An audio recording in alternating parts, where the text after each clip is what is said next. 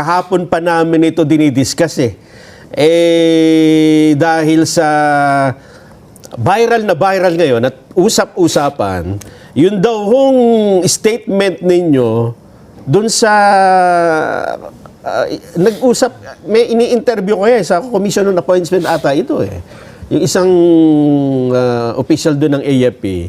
At doon daw po ay nabanggit ninyo na kung ganyan na rin lang, ipamigay na natin ang Kalayaan Group Islands natin. At ito yung kinuha ng maraming mga matagal ng kahit anong sabihin nyo ay tutol sila. Sabi nga ni Jen, yan ang tawag ay personality bias. Ano mang sabihin ni Senador Dante Marcoleta ay tinututulan at sabi ay mali. Nagkaroon sila ng pagkakataon na putulin ng statement na yon at ngayon ay pag-usap-usapan na kayo daw, ang rekomendasyon ninyo, ipamigay na lang yung isla na yan na teritoryo ng Pilipinas. Talagang pipilitin na lang baluktutin no? Alam mo, talagang marami ngayon sa ating mga kababayan yung bending the law. Bending the law. Ano? Kaya dito pwede nating sabihin, bending the unclos. Pwede rin. Ang binabanggit mo ay nung humarap sa amin yung 35 members ng Armed Forces of the Philippines na confirmation nila. Ngayon, dahil sa 35 sila, karaniwan sa sistema namin, kung sino yung pinakamataas na ranggo sa kanila, siya yung magre-represent lang. So nagkaroon ako ng pagkakataon para kausapin sila tungkol sa namumuong usapin tungkol nga dito sa balitaktakan, paalitan ng maanghang na pananalita between the Philippine side and the Chinese side, di ba? Sabi ko nga sa kanila, dapat maintindihan ninyo ito dahil kung sakasakali lang naman, nang dahil sa iringan na yan at patutsadahan na yan, baka nga lumaki yan. Kung magkagyera tayo, kayo unang haharap. Ayun nga. Kaya kailangan din maintindihan ninyo ang mga issue sa likod ng mga usaping ito. Di ba? Ito, nabanggit ko sa kanila kung naiintindihan nila na yung exclusive economic zone ay hindi yun ang West Philippine Sea. Dalawang bagay yun, sabi ko. Wala naman kako tayong pagtatalo kapag sinabi mo exclusive economic zone. Kahit na high school, pinag-uusapan na siguro sa kanilang mga eskwela yan. 200 nautical miles from our archipelagic baselines. Kung susukatin mo naman, territorial sea, 12 miles naman from the same baselines. Kung halimbawa ay contiguous zones, ito ay 24 nautical miles. Sa mga tweed, yung ating EEZ at saka yung ating continental shelf, parehong 200 nautical miles from the baseline. Ano makakuha pwede nating pagdebatihan dyan? Wala. Kasi hasta talagang sa atin yun. Kahit na walang tribunal, atin talaga yon sapagkat pirmado tayo sa UNCLOS at ibinigay nga yung 200 nautical miles. Hindi lang naman tayo, lahat ng nakapirmang bansa, may kanya-kanya silang ganung lawak ng maritime rights na kung pag-usapan nga ay exclusive economic zone. Nagkakaroon lang tayo ng problema kasi may mga nagsasabi na yung lawak ng ating exclusive economic zone, yun na rin ang ating West Philippine Sea. Hindi po yun. Magkaiba pala yun. Magkaiba yun, Nelson, kasi yung katawagang West Philippine Sea ay dinefine ng ating mga batas. Tama. Nagsimula yun dun sa Presidential Decree 1596. At later on, inamyenda ng konti yan. Ito yung batas natin na ating ginawa 2024, ito yung Republic Act 12064. Merong definition yan ang West Philippine Sea. Sinakop lahat ang ating mga maritime entitlements. Tama naman yun, magmula kanya sa Luzon Sea, Scarborough Shoal, yung ating continental shelf, yung ating territorial sea, internal sea, exclusive economic zone, including the waters within, sabi niya, and around the Kalayaan Island Group. Yun ang definition ng West Philippine Sea. Sa mga tweed, mas malawak kesa dun sa ating exclusive economic zone. Yung, oo nga, no? Kasi yung Kalayaan Island Group, Oho. labas sila, doon sila sa tinatawag nating exclusive economic zone na 200 nautical miles lang. Aha. Ang totoo niyan, yung napakaraming features na yan sa ating sa mga mapa, nandyan na sila sa high seas. Kaya nga tinatanong ko sa kanila, sabi ko, kinakailangan nating madistinggi ano ba talaga yung lawak ng West Philippine Sea. Dito kami hindi magkaintindihan. Hindi ko malalaman kung ba't ako pa ang pinatututsadahan nila na hindi ko naiintindihan ang sinasabi ko. Samantalang sila mismo, hindi nila maintindihan ang kanilang pinagmumulan. Sinasabi ko raw, naghahanap daw ako ng coordinates ng exclusive economic zone. Hindi naman yun ang sinasabi ko eh.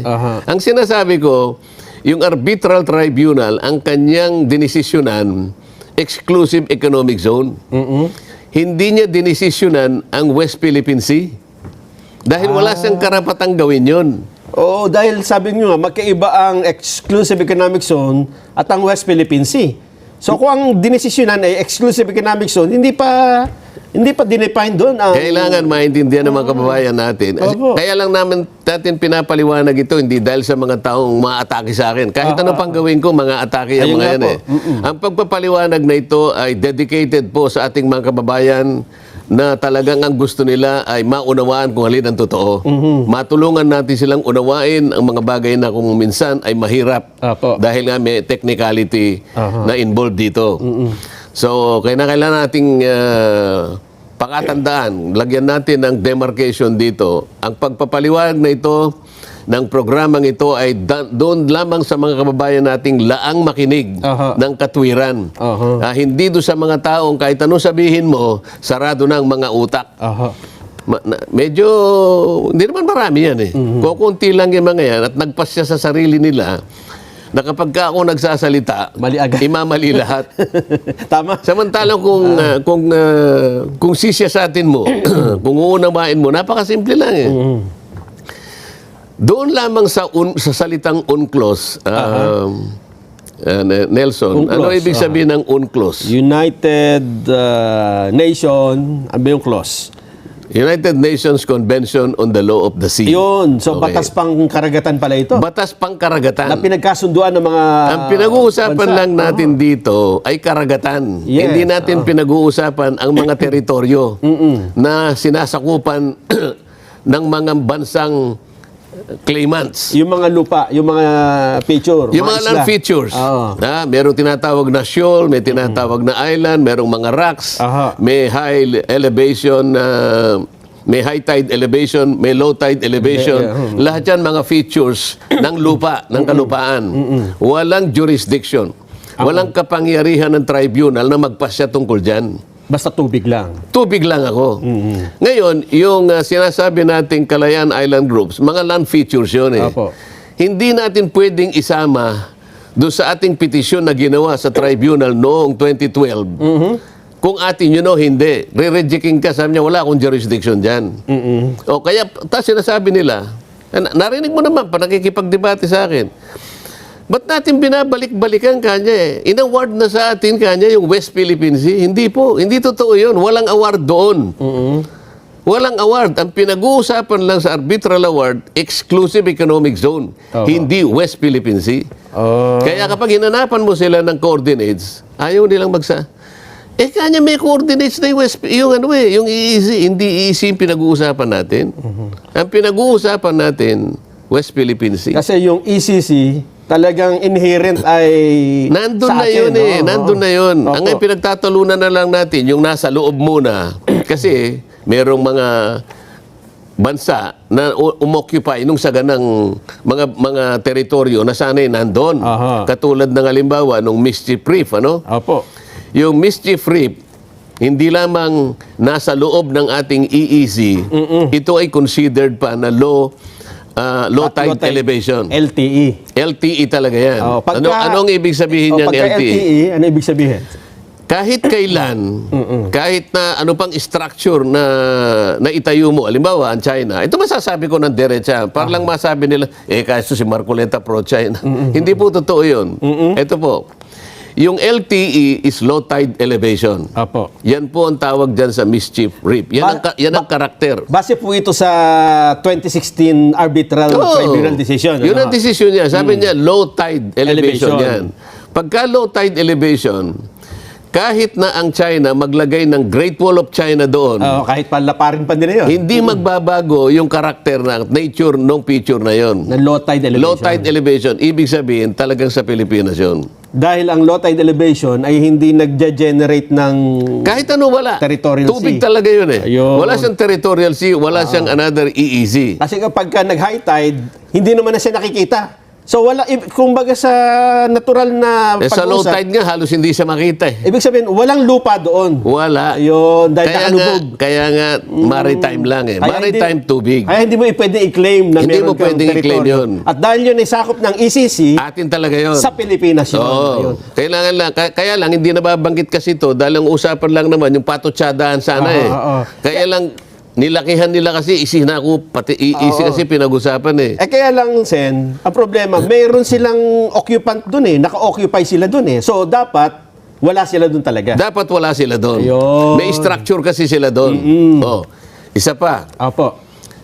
yung ayungin. Ayungin Shoal. Ayungin Shoal, Apo. di ba?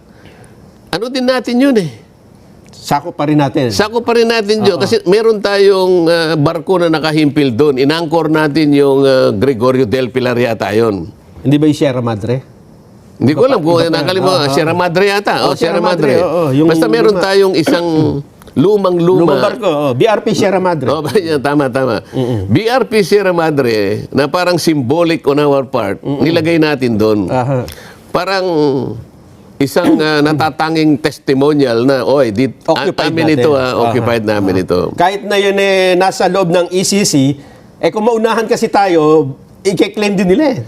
Parang ganun, Sen. Pero naglagay na nga tayo ng isang simbolo na tayo 'yon. Okay.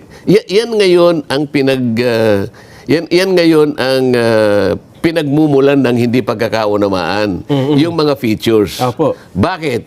Wala namang ruling kasi yung yung tribunal dahil nga wala siyang karapatang mag-rule. Sana sinabi niya sa China, gayong inalis ko na kaya yung 9-dash line dyan. Malinaw na yung EEZ na yan sa Pilipinas. Umalis ka na dyan. Umalis ka dyan ha. Umalis ka sa Ayungin, umalis ka sa Scarborough Shoal, umalis ka dyan sa Mischief Reef. Walang ganun. Walang ruling. Kasi bakit ka mo? Teritoryo yun eh. Land features. Opo. Land features. Yun ang nagiging problema. Bao de Masinloc. Bao de Masinloc is a rock.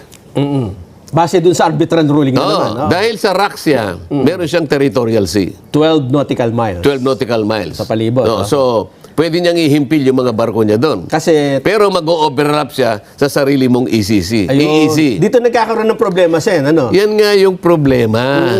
Ngayon, ang hindi naintindihan ng maraming mga taong tumutulig sa akin na nagkukunuan na marurunong. Ako naman, hindi ako nagmamarunong eh. Opo. Pero dapat sila, maging kapareho lang natin, mga estudyante lang tayo ng ganitong klaseng mga pag-uusap. Hindi yung magpapanggap siya na akala mo, nung siya'y mapanganak, profesor na siya nung ganong mga pag-uusap. Katulad ng isang profesor dyan sa UP. Wag na natin yung pangalan. Wag na natin yan. Nagkataon lang na maritime law professor lang siya. Kung merong nakakapit na maritime, hindi ba niya naintindihan ang pinag-uusapan admiralty issues lang eh. Yung mga barko, yung mga shipping lines, Opo. ano yung mga rota nila, yung mga ganyan. Pagkatapos panghihimasukan mo yung napakalawak na teritoryo ng public international law. Iba naman yung maritime law sa international law. Ito yung gusto kong mapansin nila na hindi ninyo ko kayang sakta na nasasabihin nyo na mali si Marcoleta.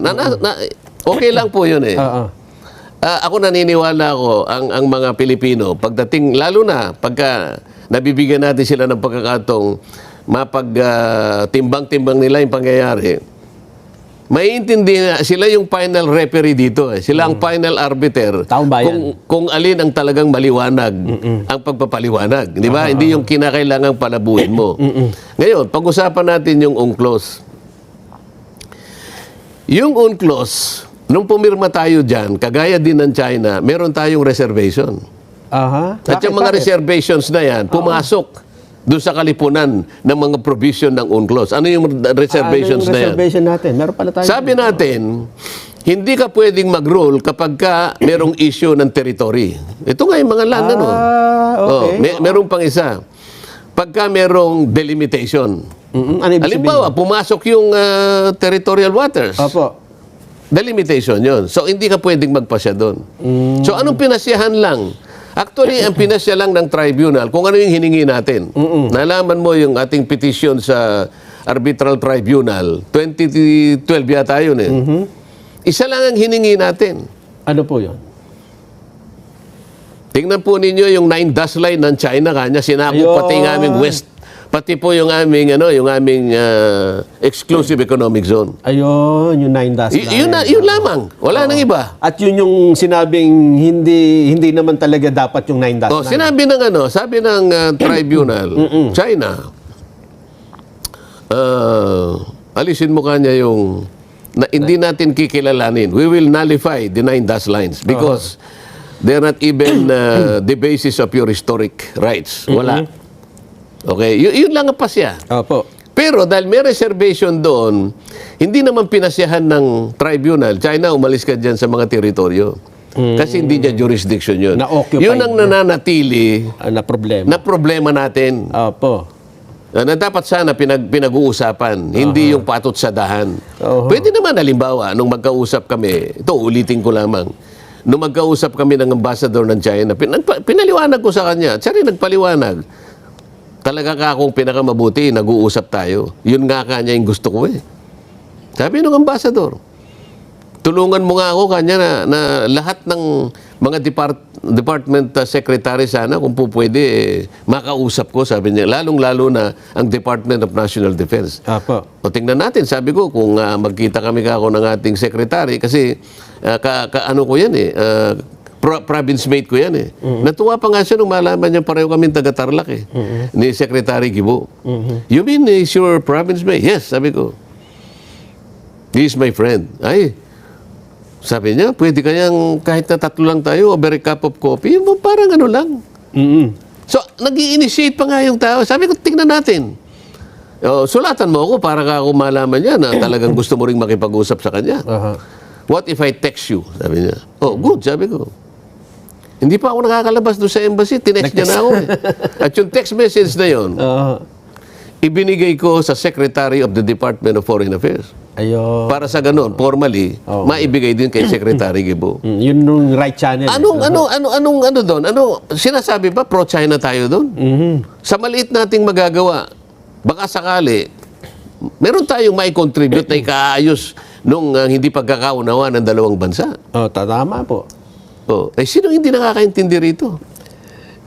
Kasi Sen, ang hindi naintindihan ng iba, yung exclusive, yung word na exclusive sa exclusive economic zone,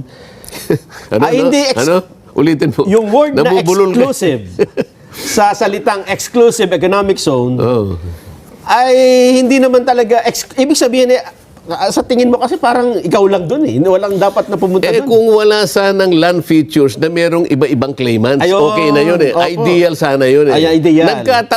Marami. Nagkataon, isip-isipin mo naman, ang Vietnam, Ang pinakamarami yan. ang pinakamarami, 22 yata. Opo. Ang China, siyam. Ang Pilipinas, siyam. Ang Malaysia, 4. Dito nagkakaroon ng problema eh. Ideally, at kung lahat wala... yun, Sen, nasasakop ng ECC. Yung iba, nakakalat dyan eh. Nakakalat nga eh. Ngayon, yung iba namamanage, yung iba hindi. Apo. Di ba? Kaya nagkakaroon ng problema. Ngayon, kung wala sana itong mga teritoryo na sinakop ng mga claimants, Exclusive talaga sana. exclusive talaga yon. Pero sa technical na pangyayari, dahil sa pagkakasulat ng UNCLOS, kaya sinabing exclusive. Talagang atin yung Atin tubig, lahat. yung maritime rights. Yes, So, yung exclusive economic zone, kasi limitado lamang yun. Kasi kailangan malaman ng mga kababayan natin, yung ating exclusive economic zone, tubig lang ito rights sa tubig. Opo. So ano-ano ang karapatan mo tungkol dito? May karapatan ka na sa exploitation, exploration, conservation, development, restoration, Pati sa pangisda. development, ganyan-ganyan. Pangisdaan. So both living resources and non-living resources. Basta Ayan. yung tubig. Hanggang doon lang. Pero yung territorial sea, Ayan ang problema. talagang walang makikialam sa ito. Dito pwedeng makialam yung iba, makipag-kontrata ka, ganito. Exploration development, exploitation. Pero yung territorial sea, ito parte ng parte ng teritoryo mo. Kaya ang tawag territorial sea. Ito yung hindi masyadong naiintindihan ng mga kababayan natin na napakasimple lang. Pero sabi ko nga sa'yo, merong isa dyan na Associate Justice na retired. Ang buong akala niya, yung exclusive economic zone, parte ng ating territory. Ngayon lang niya siguro nalaman. Kaya ngayon, hindi niya maikurba yung dati niyang paniwala. Ngayon, pinipilit niya. Pinipilit niya ngayon. Alam mo kung bakit ko nasabi ito? Doon sa isang desisyon niya, sa pag-aakala niya na ang exclusive economic zone ay parte ng ating territorial sea at teritoryo ng Pilipinas, ginibap niya yung napakalaking lawak ng ating territorial sea. 242,000 square nautical miles. O nautical miles. Square miles. Nawala sa atin. Nawala sa atin sa pamagitan ng pagsusulat niya ng desisyon. Kasi sabi niya, di baling nawalan tayo ng 242,000, nag-gain naman tayo sa exclusive economic zone. Hindi niya alam na ang exclusive economic zone, gaano man kalawak yan, hindi parte ng ating teritoryo. Yun ang pagkakaiba. Yun kahit saan, kaya mong ipaglaban yung territorial sea. Walang makikialam sa iyo doon. Dominion mo talaga yun. O, kaya ko lang nalaman na gano'n, kaya pala siya gano'n magsalita dahil hindi niya naintindihan, mulat-mula pa Akala niya territorial sea yun. Hindi. Exclusive economic zone. Akala niya parte ng territory.